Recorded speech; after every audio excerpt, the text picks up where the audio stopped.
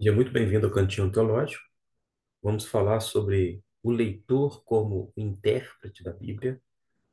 A primeira razão por que precisamos aprender como interpretar a Bíblia é que, quer deseje ou não, todo leitor é ao mesmo tempo um intérprete, ou seja, que a maioria de nós toma por certo que, enquanto lemos e também entendemos o que lemos, tendemos também a pensar que o nosso entendimento é a mesma coisa que a intenção do Espírito Santo ou do autor humano. Esse autor humano, ele foi conduzido, isto é, movido pelo Espírito. E apesar disto, a gente confunde muito, achando que a nossa interpretação é a mesmíssima coisa que o autor em questão quis dizer, quando não a intenção do próprio Espírito Santo que estava conduzindo esse processo de registro da palavra de Deus. Apesar disto, invariavelmente nós levamos para o texto parte do que somos. Nós projetamos muitas ideias, muitos insights, muitos achismos, inclusive. Nós colocamos dentro do texto a nossa experiência, a nossa cultura e entendimento, até mesmo prévio, das ideias que nós temos. Às vezes, aquilo que levamos para o texto, sem o fazer de forma deliberada, nós acabamos desencaminhando ou nos leva a atribuir ao textos ideias que lhe são estranhas. Não é à toa que, vez ou outra, eu fico assustado quando algumas pessoas chegam para mim e falam: Olha, Gustavo, nesse texto diz isso, isso, isso. Eu fico assim com um tanto boquiaberto, assustadíssimo, porque para quem conhece um pouquinho a natureza das escrituras, conhece um pinguinho assim do estilo literário de cada livro, o gênero literário, portanto, para quem conhece um pouquinho as nuances da língua hebraica e grega, quando ouve alguém falando que o sentido é outro, completamente diferente do que já se cogitou, já chegou-se até então, é realmente algo, vou dizer assim, que nos deixa mais do que assustado.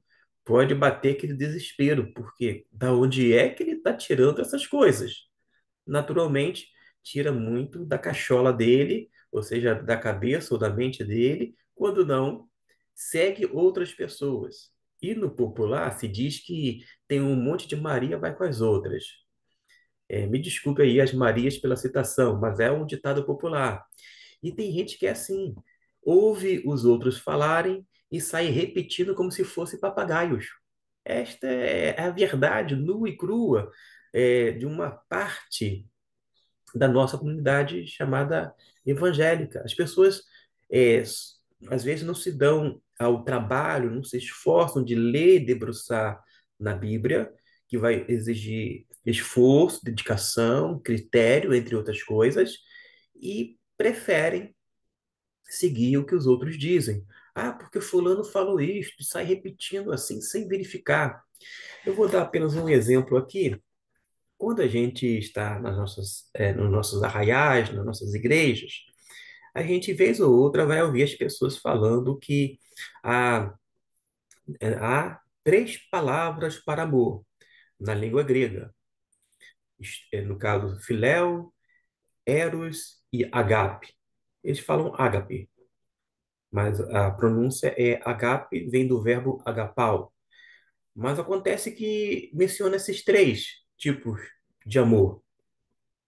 Quando você vai para o Novo Testamento, embora exista de fato essas três palavras, inclusive que eram utilizadas na época de Jesus, no período da produção do Novo Testamento, que é posterior a Jesus, né, a sua morte, ressurreição e ascensão aos céus, e depois vai haver ainda a utilização desses três termos para amor: filéu, agape e, no caso, eros.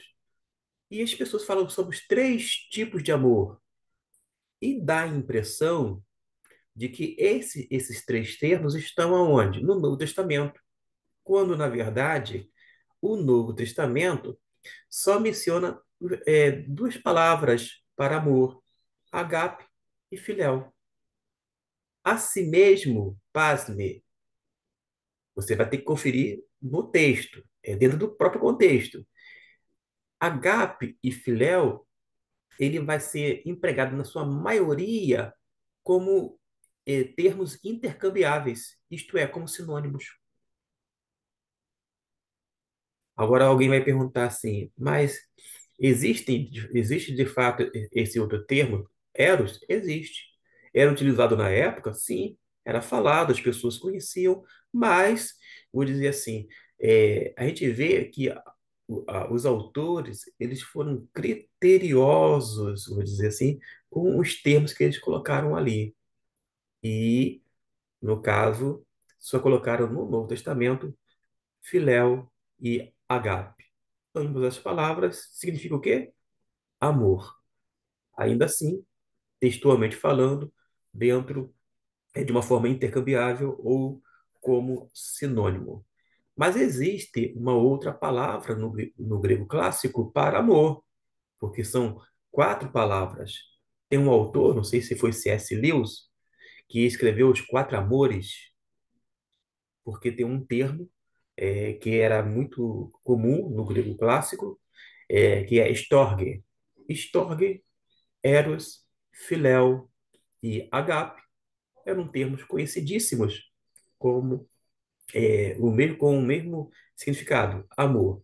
Existem algumas nuances, mas a gente não vai aqui adentrar no caso. Mas só para salientar como é bom a gente não apenas ouvir o outro, mas dar o trabalho de ler a Bíblia com os nossos próprios olhos e, se possível for, fazer muito mais do que um estudo, fazer pesquisa bíblica e pesquisando, inclusive, esses detalhes que eu mencionei aqui.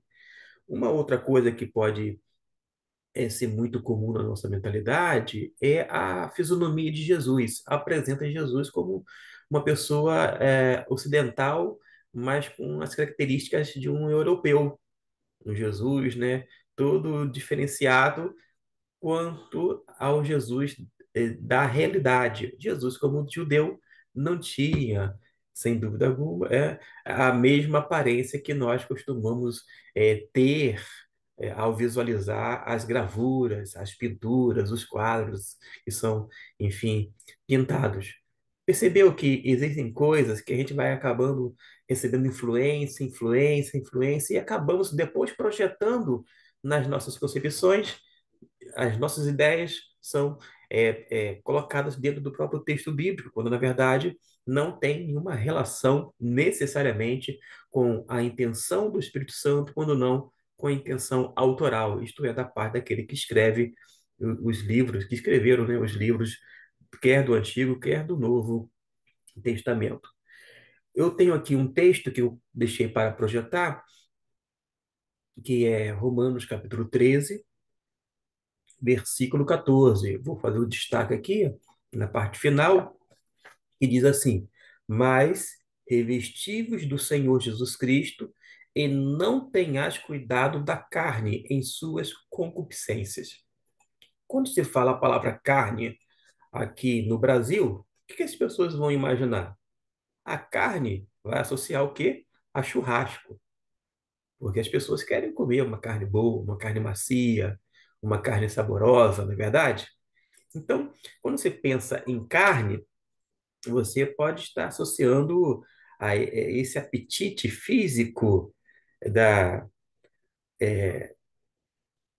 aqui no nosso cenário brasileiro. Quando se fala carne, pode se referir ao corpo. Ou seja, quando eu falo assim, ó, eu sou feito de carne e osso, ou seja, o meu corpo é feito, né, da mesma composição do que o seu corpo, ou seja, nós somos iguais, feitos de carne e osso. Percebeu que pode ser uma referência ao apetite físico, ou quando não, a carne simbolizando o quê? Ou significando o nosso próprio corpo, porque a gente usa expressões no dia a dia para falar sobre a carne no sentido de corpo físico também. Mas acontece que quando a gente vai para o texto bíblico, a gente precisa ver como é que o autor emprega cada palavra. No grego, eu vou ver se está aqui, o grego aqui, para você projetar, isso aqui. Sa, ó, sacróis. Sacróis vem da palavra sarx, que significa carne. Então, o que acontece? A gente tem uma definição aqui que pode nos ajudar. Vem de sarx, que é sacróis aqui, no caso genitivo, feminino singular. Geralmente o caso genitivo já é uma aula de grego, né, no meio da interpretação, é, mas ele indica posse, né, porque aqui vai falar literalmente agora na tradução, aqui, ó, indica cuidado da carne, ou seja, indica a posse da pessoa, cuidado da carne, e a gente vai observar que esse significado da palavra carne, que no grego Paulo utilizou este aqui, carne daqui, ó. A ideia, ele vai se referir, né, não no sentido de carne, que é na forma de apetite físico ou de corpo, mas ele está empregando esse termo como se fosse, note bem que eu vou falar, como se fosse uma enfermidade, uma doença da existência espiritual que é chamada de natureza pecaminosa. A natureza pecaminosa no homem muitas vezes é referida como carne pelo apóstolo Paulo. Aí você precisa saber se ele está se referindo à carne como corpo físico, apetite físico, ou ainda à carne no sentido como uma natureza pecaminosa. Aliás, é bom que se diga que nós, seres humanos, temos a natureza espiritual, se é que nós somos convertidos a Cristo Jesus, mas continua habitando em nosso coração a natureza pecaminosa. A diferença é que a gente não precisa e não pode deixar que a nossa natureza pecaminosa, embora habite em nós, venha prevalecer, venha, digamos assim, entre aspas, reinar. Pelo contrário, quem deve reinar e prevalecer é a nossa natureza espiritual, aquela centelha divina que já está aí dentro da gente. Por isso que a nossa inclinação não deve ser para as coisas da carne, e sim para as coisas do espírito. Percebeu? Uma é resultado de vida, a outra vai nos conduzir à morte. E não apenas morte física, morte espiritual, etc e tal. Então a gente observou que o apóstolo Paulo, ele, vou colocar aqui na Almeida Corrigida e Fiel, ele vai empregar aqui a palavra carne, que eu deixo agora em destaque, porque está em português, carne como significando a natureza pecaminosa. Se a gente ler esse texto e achar, ah, mas eu acho que a carne é isso, aquilo, outro, eu acho que é porque não entendeu o que Paulo queria dizer. Isto nos leva a notar ainda mais que um leitor da Bíblia, em um idioma latino como o nosso, ele está envolvido na interpretação. A tradução, pois em si mesma, é uma forma que é necessária da interpretação. Para a gente pegar um texto, como eu apresentei aqui, se pegasse o texto grego aqui, é o texto na língua original. A gente vai ter condições de entender? Claro que não, a maioria não. A gente precisa de uma tradução, porque a tradução, até chegar a isso aqui, é uma necessidade para a nossa tradução, para a nossa interpretação. E a sua Bíblia, seja qual for a tradução ou ainda a versão que você empregar, existe um ponto de partida. E você tem que partir desse ponto, que é, na realidade, o resultado que vai ser o resultado final de muito trabalho de gente que se dedicou, vou dizer assim, a vida inteira para traduzir o texto do grego para a nossa língua vernácula. E no hebraico, é esse texto aqui. Eu vou colocar alguns textos aleatórios aqui, Êxodo. Ó, esses textos aqui, que eu estou grifando, foram traduzidos. Foi um trabalho muito árduo, muito difícil. Não é fácil, não. Da mesma forma como o grego, que eu já coloquei agora há pouco aqui. E que mantenho, então, no mesmo texto. Vou para Romanos, vou para o capítulo 13. Vou voltar para o mesmo texto para você acompanhar, tá bom?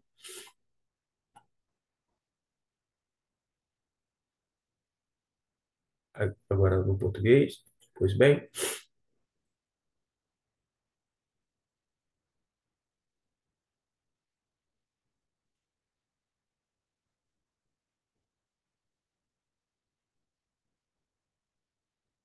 isso. Agora sim. Então, o que acontece? Os bons tradutores, eles levam em consideração a diferença entre nossos idiomas. Esta, porém, não é uma tarefa fácil. Em Romanos 13, 14, por exemplo, devemos traduzir carne, porque esta é a palavra que o Paulo empregou. Quando ele empregou, o apóstolo Paulo, ele disse assim, carne, sarx, ali é sacróis, sacróis, no original, uma referência à carne no singular. Mesmo terminando com sigma, que é o S, conforme aqui, ó, essa palavra está no, ó, termina com sigma, que é essa letrinha aqui, que é o S, equivalente ao nosso S. Mas todas as palavras terminadas em S, ó, por exemplo, aqui em OS, nesse caso, e tudo os demais, é singular. Essa palavra que está no, ó, aqui está o singular, ó. Não é, é carne, literalmente, não é carnes, é carne. Paulo utilizou isso. Então, a gente precisa ver qual é a intenção do autor. Nesse caso, jamais Paulo intencionou colocar carne no sentido de carne de corpo, por exemplo. Então, a gente observa que há uma necessidade de interpretar também, que é achada por meio de notar aquilo que acontece em nosso redor o tempo todo. Uma simples olhada para a igreja contemporânea, por exemplo, vai tornar abundante, e claro que nem todos os significados claros que a gente chama, é muito claro esses significados, são realmente claros para todas as pessoas. É de interesse mais que uma passagem é vista pela maioria daquela igreja e que vai argumentar de uma forma diferente. Vou dar um exemplo aqui, embora a gente não vai trabalhar isto, em 1 Coríntios, eu vou colocar aqui 1 Coríntios, capítulo 14. Capítulo 14, versículo de número 34 e 35.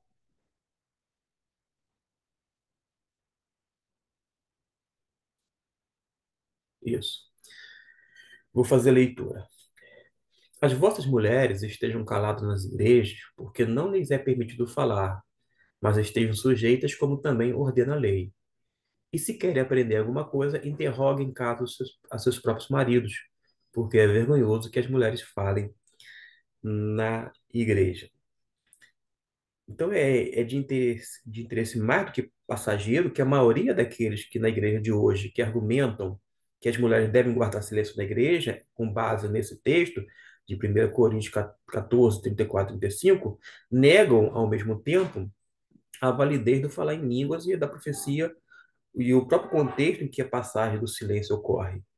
Ou seja, as mulheres entregavam profecias, falavam em línguas, mas aqui dentro do próprio contexto, que é o mesmo capítulo, eu vou dizer assim, elas não podem falar, como é que você vai entender isto? Em 1 Coríntios, por exemplo, capítulo 11, Eu vou apenas projetar aqui, tá, gente? Eu não vou me deter, não. Uma questão mais de tempo. Mas você pode depois ler a Bíblia. Se tiver dúvida, você fala comigo que a gente faz um vídeo só para trabalhar sobre isso. Capítulo 11, versículo. Teria que ler o 2 ao 16. Frequentemente as pessoas leem esse texto e vão negar que devam fazê-lo com a cabeça coberta, porque vai falar aqui depois que as mulheres tendo, ó, tendo cabeça coberta. Aí vamos supor que a pessoa leia lá 1 Coríntios 14, conforme foi indicado, 34 e 35, e fala: a mulher não pode falar hoje na igreja. Mas diz o texto que a mulher tinha que fazer o uso do véu, com a cabeça coberta. E por que a mulher de hoje não coloca o véu ou a cabeça coberta? Eu quero mostrar, eu não estou defendendo isso, aquilo, outro, não. Eu quero mostrar que, às vezes, dentro de um mesmo livro, no caso aqui, de uma forma específica, a mesma carta, é uma epístola paulina, no capítulo 11 fala uma coisa e que as pessoas não consideram, não levam em consideração, ignoram, para os nossos dias, na aplicação, e em outros, às vezes, quer se agarrar dizendo, não, não pode isso, não pode aquilo outro. Então, vocês veem que há realmente uma necessidade de interpretação dentro do próprio contexto. Por isso que eu digo que você precisa ler, precisa entender o texto e interpretar o texto. Após a interpretação, você pode e terá condições de fazer uma aplicação plausível, algo que seja algo assim razoável. Existem muitas, mas muitas mesmo, muitas passagens que são mais complicadas, que precisam ser devidamente interpretadas, mas vai mostrar que a gente precisa ser um intérprete responsável. A gente tem que ser dado também, não apenas a leitura, entendendo-a corretamente, entendendo o texto corretamente, mas a gente precisa ou requer da gente que sejamos estudiosos, ou quando não, estudantes da palavra.